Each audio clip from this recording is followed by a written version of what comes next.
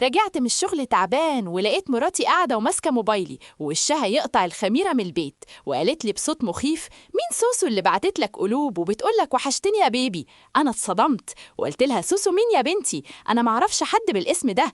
وبدأنا خناقة للركب، وهي تصوت وتقول لي: انت خاين، وأنا أحلف لها إن الموبايل كان في جيبي طول اليوم. عيب تشوف اسم سيدنا محمد قدامك وما تعملش إعجاب ولا حتى تصلي عليه في التعليقات.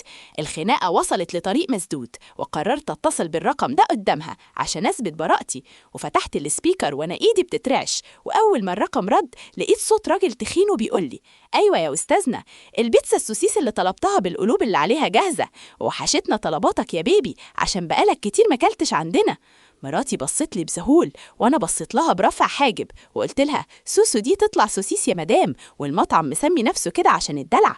ومراتي وشها قلب الوان وقعدت تضحك بهستيريا وطلبت مني اسامحها، بس انا صممت انها هي اللي تدفع ثمن البيتزا كتعويض عن التهمه دي. وفعلا دفعنا، وبقينا نطلب من سوسو كل اسبوع.